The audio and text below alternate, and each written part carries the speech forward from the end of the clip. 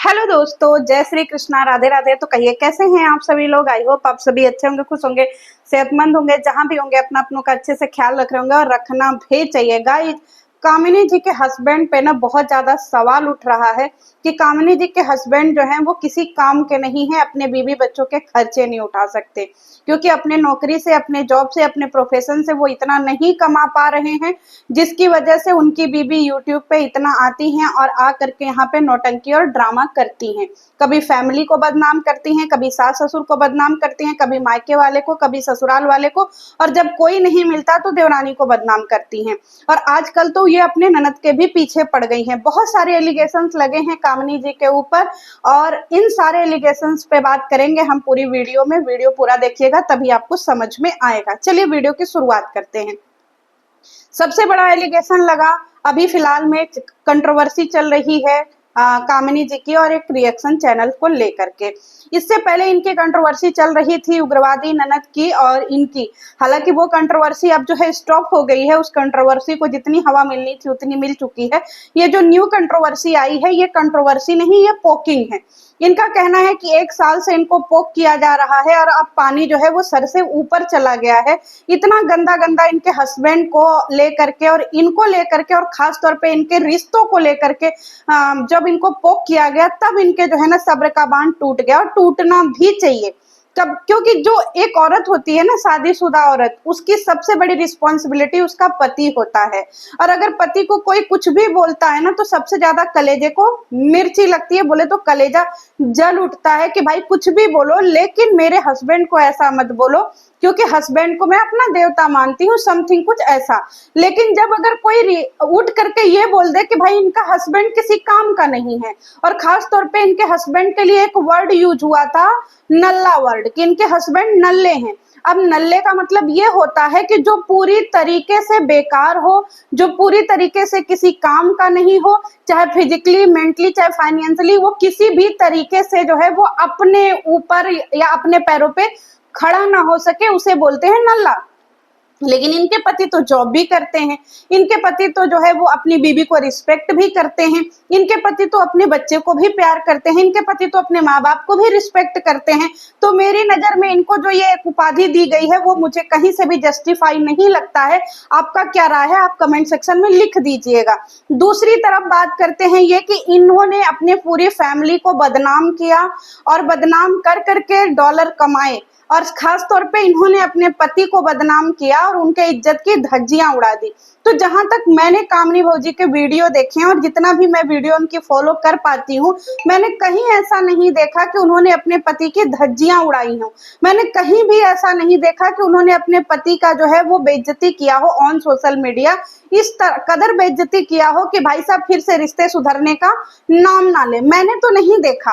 अगर आपने कहीं देखा होगा तो मुझे करेक्ट जरूर करिएगा कमेंट सेक्शन में, और वो वीडियो भी मुझे रिकमेंड करिएगा, ताकि मैं वो वीडियो भी देख सकूं जहां से इनके ऊपर आरोप लग रहे हैं कि इन्होंने अपने पति की डिसरिस्पेक्ट की, या बोले तो उनको सोशल मीडिया पे जो है बदनाम किया।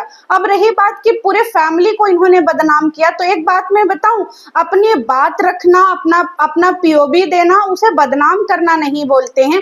क्योंकि हम लोग भी होते हैं रिएक्शन में, कभी हमें निक्की अच्छी लगती है तो हम निक्की पे बात करते हैं, कभी निक्की बुरी लगती है तो हम लोग उसे सुना भी देते हैं। इसी तरीके से अगर कभी कामिनी भौजी अच्छी लगती है तो हम लोग कामिनी भौजी पे बात करते हैं, कभी बुरी लगती है तो मैंने भी कामिनी जी को कई बार सुना दिया है कि नहीं आप यहाँ गलत हैं। जैसे ये जो ननद वाली कंट्रोवर्सी हुई थी, उसमें भी जब इनकी एक क्लिप बाहर आई थी तो मैंने इनको भर भर के सुनाया था कि आपने ये वाली क्लिप क्यों नहीं दिखाई। हालांकि फिर उस क्लिप को पूरा दिखाया गया कि भैया आपने जो क्लिप देखी है वो छोटी है, शॉर्ट है, पूरी क्लिप ये रही। तो फिर हम लोग भी अपने तरीके से बात करते हैं, हम लोग भी अपना पीओवी देते हैं। लेकिन हमने कहीं ऐसा नहीं देखा कि इन्होंने अपना चैनल चमकाया है अपने सास ससुर को बदनाम करके। रिश्ते सबके बीच में खराब होते हैं गाइज, हम फैमिली वाले हैं, हम पारिवारिक हैं, हमारे बीच में रिश्ते बिगड़ते भी हैं, हमारे बीच में रिश्ते बनते भी हैं। ये ब्लॉगर हैं, ये ब्लॉगिंग करके अपनी चीजों को ले करके ऑन सोशल मीडिया रख देते हैं, जिसके ऊपर मैंने बहुत बार वीडियो बनाया है कि कुछ चीजें ऐसी होती हैं, इतनी सेंसिटिव होती हैं, जिन्हें यूट्यूब पे ला करके नहीं रखना चाहिए। लेकिन अगर एक फैमिली में पूरे लोग ब्लॉगर हों, देवरानी, जेठानी, ननद, भौजाई, भाई सब ब्लॉगर हों, तो किसी ना किसी के वीडियो में कुछ ना कुछ क्लिपें कैप्चर हो जाती हैं और पब्लिक किसी को इतना पसंद करती है तो वो देखती है कि भाई इनके साथ में पार्शियलिटी हो रहा है, परिवार में इनके साथ में मतभेद हो रहा है, तो लोग कमेंट सेक्शन में बात करते हैं। और अगर बात करते करते करते करते वो बात थोड़ा ज्यादा बढ़ जाता है तो फिर उन बातों को कंट्रोवर्सी का रूप दे दिया जाता है कि इतनी बातें हो गई इनके फैमिली पे और ये कुछ बोल नहीं रहे हैं, तब फिर वो आते हैं अपना सफाई नामा देने। यही होता है हर कमेंट सेक्शन में। आज भी मैं जो भी वीडियो बनाऊंगी जरूरी नहीं है कि इससे 100% लोग सारे एग्री करें। कुछ लोगों को पसंद आएगा, कुछ लोगों को नहीं पसंद आएगा, तो वो उनका अपना पॉइंट ऑफ व्यू है। अब रही बात ये कि इन्होंने फैमिली को बदनाम किया, तो कहाँ बदनाम किया? जिस तरीके से इनके ऊपर आरोप लग रहे हैं प्लीज हमें वो भी बताइएगा। अगर हम गलत होंगे तो हमें करेक्ट करिएगा। अब दूसरी बड़ी बात, इनका कहना ये है कि भाई ये जो है जब से YouTube पे आई हैं तभी से इनके घर में रुपया पैसा आया है, नहीं इससे पहले ये जो थी भिखमंग, मतलब इनके पति कंगाल थे, इनके पति कुछ इस लेवल के नहीं थे कि इनको पाल सके। जहां तक मैंने वीडियो देखा है, ठीक है, बहुत पहले के भी वीडियो हमने इनके देखे हैं, वीडियो देख करके इनके फैमिली में वही था कि भाई साहब इनकी फैमिली जैसे मिडिल क्लास फैमिली की फैमिली होती है उस तरीके से मिडिल क्लास फैमिली की तरह इनके घर के सारे मेंबर थे और इनका रहन सहन भी वैसा था। कोई बहुत गिरा स्तर का रहन सहन नहीं था कि नहीं बहुत गिरे स्तर का रहन सहन हो जिससे इनके जिंदगी में अचानक से जो है उफान आ गया यूट्यूब के आने से। नहीं भाई, इनकी जिंदगी मिडिल क्लास फैमिली की तरह चल रही थी। क्यों? क्योंकि इनके जो हस्बैंड थे, चाहे इनके फादर इन लॉ थे, ये सारे लोग जॉब करते थे, कोई भी घर में बैठा हुआ नहीं था।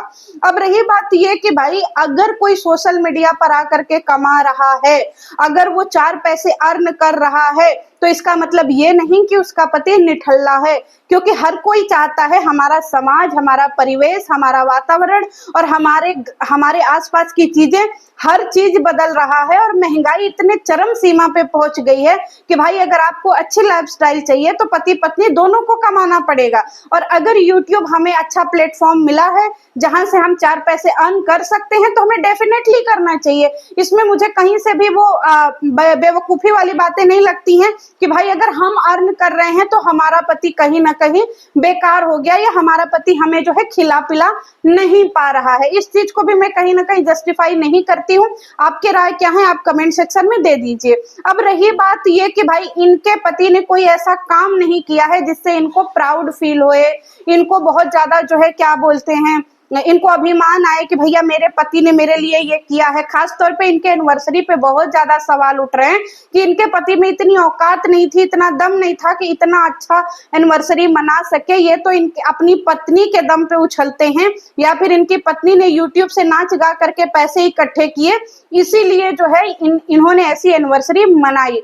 अब चलिए इस पे हम अपना राय रखने का प्रयास करते हैं कि जो हस्बैंड और वाइफ होते हैं इनके पैसे बटे नहीं होते हैं, चाहे बीबी हो चाहे पति हो, ये लोग जब भी कमाते हैं दोनों लोग साथ में मिल करके अपने घर का खर्च चलाने के लिए ही चलाते हैं कि भैया हम अगर आप थोड़े पैसे कमा रहे हो, थोड़े मैं पैसे कमा लूं ताकि हमारा लाइफस्टाइल चेंज हो सके।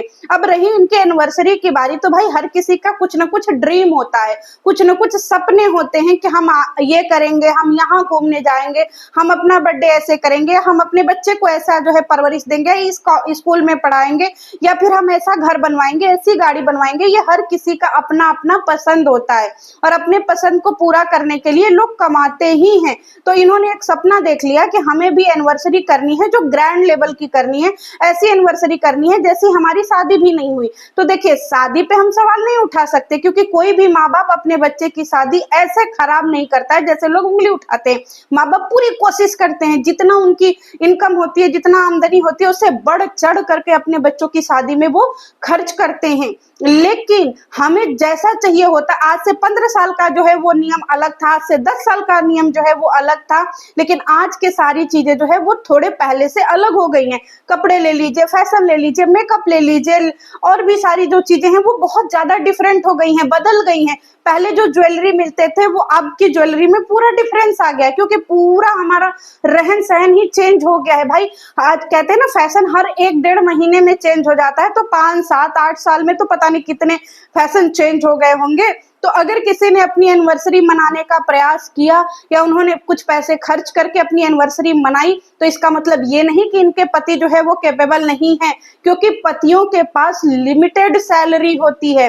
वो काम करते हैं, उनको महीने में 1 लाख, 2 लाख, 1.5 लाख, 50,000, 60,000 जितनी उनकी सैलरी होती है वो मिलती है। लेकिन सोशल मीडिया पे हमें बहुत सारे काम होते हैं, प्रमोशन कर सकते हैं, क्या बोलते हैं, रील्स बना सकते हैं, वीडियो बना सकते हैं, अलग अलग प्लेटफॉर्म पे अपनी चीजें रख सकते हैं जहां से बहुत अच्छी अर्निंग हो जाती है।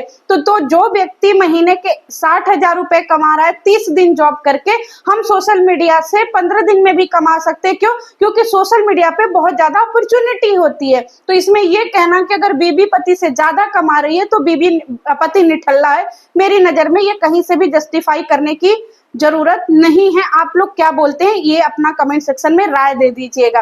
और सबसे बड़ी बात ये कहना कि इनके पति इनका रिस्पेक्ट नहीं करते हैं, मतलब अजीत भैया जो है कामिनी भौजी का रिस्पेक्ट नहीं करते हैं। भाई इतना तो रिस्पेक्ट करते हैं, अब क्या उनको कंधे पे बिठा के घूमे?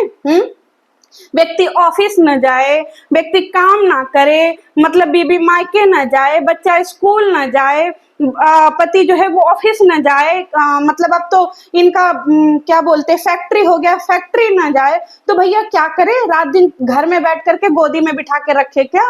जिम्मेदारी नाम की भी कोई चीज होती है, जरूरी थोड़ी है कि हमेशा जो है आप पास में ही बैठ करके एक दूसरे का रिस्पेक्ट कर सकते हैं। हमें समझ में नहीं आता भाई साहब, रिस्पेक्ट कहते किसको हैं? इतना रिस्पेक्ट तो मिलता है, अब कितना रिस्पेक्ट चाहिए?